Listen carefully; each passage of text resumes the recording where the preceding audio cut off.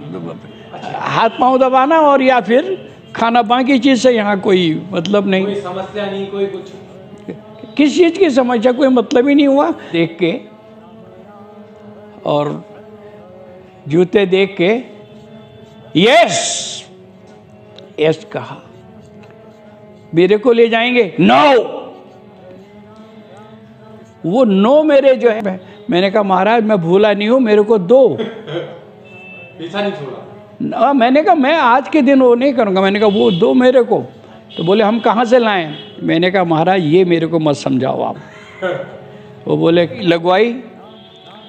मैंने कहा हमने पेड़ दिलवाए, उसको दिलवाए। अब उन दिनों सोनी वो था चीफ कंजर्वेटर, तो वहाँ पर अगर किसी को कह दिया चलते इसको, वो जो है किसी हरिजन के वहाँ महाराज बैठे थे,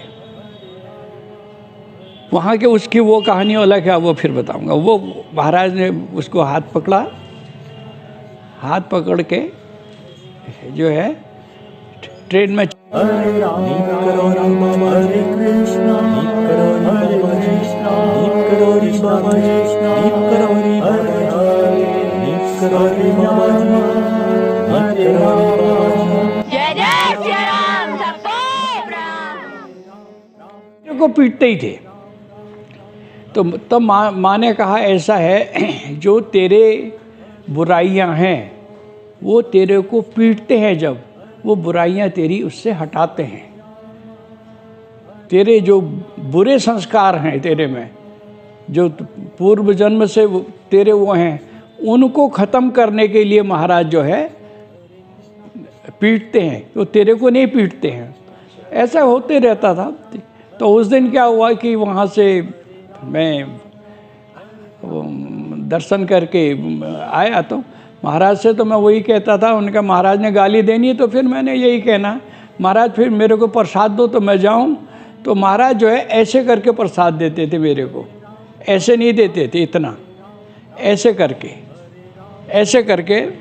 देते थे, जितना आ जाए, जितना ज़्यादा से ज़्यादा, क्योंकि यहाँ तो एक ही काम था ना, या तो हाथ पांव दबाना और या फिर खाना, बाकी चीज़ से यहाँ कोई मतलब नहीं, कोई समस्या नहीं, कोई कुछ किस चीज़ की समस्या, कोई मतलब ही नहीं हुआ।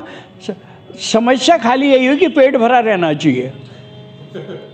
बचपना भी होगा उस टाइम में। हाँ, तो पेट भरा रहना जो है वो हो गया, तो फिर कोई वही नहीं, मुख्य चीज़ जो है पेट। तो महाराज का जो क्या देते थे? प्रसाद में उनके पास ड्राई फ्रूट आ गया तो ड्राई फ्रूट दे दिया, फल आ गए फल दे दिए, नहीं तो पूरी सब्जी तो बनी हुई इनके ला रहे, इसको प्रसाद दे दे, इसको चल भगा, इसको प्रसाद दे दे। तो ये होता था। तो उस दिन जो है जब मैं वहाँ से आया तो मैं रोड में जब आया तो उन्होंने जो है वहाँ पर KRC के कमांडेंट की गाड़ी खड़ी थी और वो नैनीताल को आ रहे थे। तो मैंने उनसे पूछा, मैंने कहा सर आप नैनीताल जा रहे हैं? तो वो उनके मेरी ड्रेस देख के और जूते देख के यस यस कहा। मेरे को ले जाएंगे, नो। वो नो मेरे जो है अंदर तक घुस गया। अब हुआ क्या है कि हम जो है कभी ये सोच नहीं पाते थे क्या महाराज के पास आने वाले लोगों में पद या पैसे के हिसाब से भी डिफरेंस होता है, उस समय नहीं सोच पाते थे हम। तो वो नो मेरे को ऐसा लगा कि उसके बाद मैं नैनीताल आया। दूसरे दिन मैंने 4 नहीं हो, फिर ले नहीं गए आपको, चले गए छोड़ के। तो नैनीताल जब आ गया, नैनीताल आके दूसरे दिन सुबह मैंने 4 सवा 4 बजे साइकिल उठाई और महाराज के पास गया। 4:30 पौने 5 बजे मैं वहाँ पहुँच जाऊँगा कैंची में महाराज को प्रणाम करा। तो ऐसे ही बताया, तो मैंने कहा महाराज आज मैं कैंची को सर में उठा दूँगा। क्या कह रहा तू? मैंने कहा हाँ, आज मैं ये बता रहा हूँ आपको कि मैं कैंची को सर में उठा दूंगा और लोगों को बताऊंगा यहाँ और ऐसा हंगामा करूँगा पूछो मत। उन्होंने कहा क्यों कह रहा है तू ऐसा, क्या है? मैंने कहा कुछ नहीं कह रहा, मेरे को पैसा चाहिए। पैसा क्या करेगा तू पैसे का? मैंने कहा कुछ करूँगा, पैसे ही से तो है सब, ये बाकी बातें तो कुछ ऐसे ही हैं। तो महाराज ने कहा, महाराज ने सोचा कि ये लड़का है 10-5 रुपये मांगेगा तो कह दूंगा किसी से दे दे। तो उपेंद्र उन दिनों साथ हुआ करते थे, उपेंद्र से कह दूंगा दे देंगे।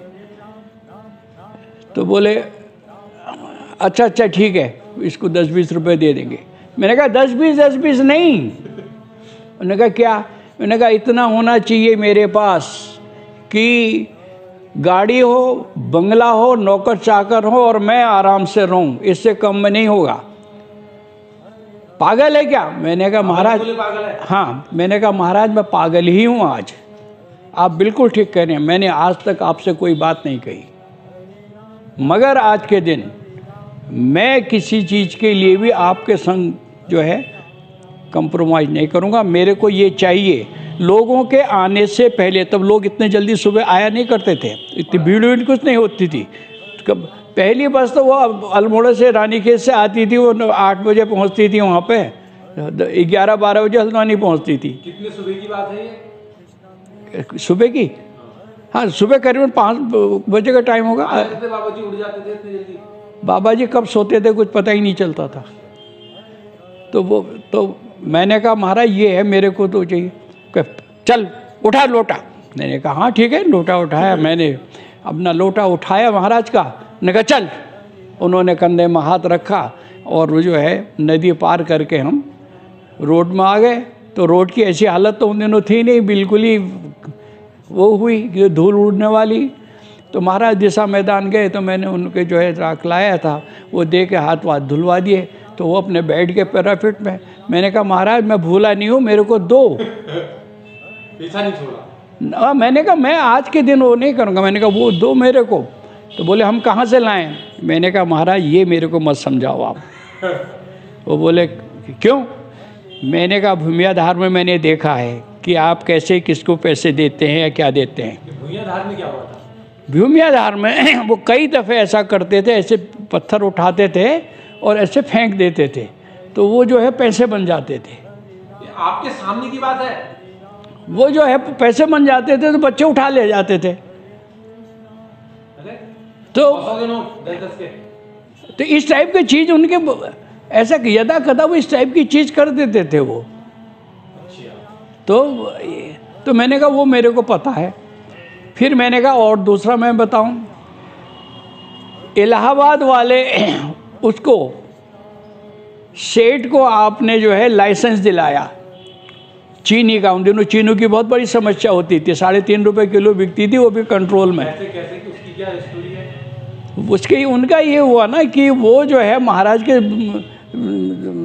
सेवक चेले चपाटे बहुत ठहरे।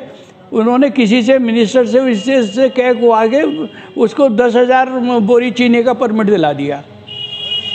10,000 बोरी का? हाँ, वो तो माला माल हो गया। मैंने कहा फिर मैंने कहा भट्ट को आपने एक आरा मशीन नैनीताल लगवाई। मैंने कहा एक भवाली में लगवाई। मैंने कहा हमने पेड़ दिलवाए। अब उन दिनों सोनी वो था चीफ कंजर्वेटर। तो वहाँ पर अगर किसी को कह दिया चल इसको देख लेना कह दिया तो उसी ने 10-20 पेड़ दे देने उसको। भट्ट ने उसे कटवा के जो है शराब पी लेनी। मैंने कहा शराबियों को तो जो है ये, और मेरे इससे ये कह रहे हो? तो बोले ऐसा है, उनका मैंने देना था। अच्छा, उनका मैंने देना था इसलिए मैं उनको देता हूँ। तेरा मैंने देना नहीं है। किस लिए देना था कुछ नहीं बताया हैं? किस लिए देना था उनका वो नहीं बताया। ये देखो ना, एक तो वो अब आज समझिए ना, उसका क्या था, उनके निकाह का सवाल नहीं। ऐसा है कि जो शरीर जो लेके आएगा उसका जो लेन देन है, उसके जो संस्कार हैं, जो कर्म है, उनका लेन देन करना ही पड़ेगा। देखिए रामकृष्ण परमहंस के जब गले में ये प्रॉब्लम हुई तो विवेकानंद ने जब उनसे कहा था कि इसको मैं वो कर लेता हूँ, तो उनने कहा ना, इलाज कराते हैं ना। उनने कहा इसलिए इलाज नहीं कराते हैं कि जो मैंने भुगतना है उसको मैं अभी निपटा लूँ। तो महाराज ने कहा कि ये जो है दिया मैंने, ठीक हो गया। मैंने कहा मैं और बताऊँ आपको। मैंने कहा नंदा वल्लभ को, नंदा वल्लभ कौन थे? नंदा वल्लभ जोशी जो है, मैंने कहा उनको आपने नोट दिखाए थे? तो यहाँ महाराज ने के नोट की गड्डी। ये सब आपके सामने हुआ था या आपको किसी ने जानकारी दी थी? ऐसा है ना, कनेक्टेड रहते थे, जो होता था तो पता भी चलते रहता था क्योंकि जुड़े हुए थे ना। तो वो जो है नंदा वल्लभ की भी एक अजीब कहानी थी। बताइए। अरे कितने बताते रहूँगा। कोई बात नहीं, सब भक्त लोग सुन रहे हैं, भक्तों को जानकारी यही है। हाँ, तो वो जो है नंदा वल्लभ जो है को जो है महाराज ने कहा चल।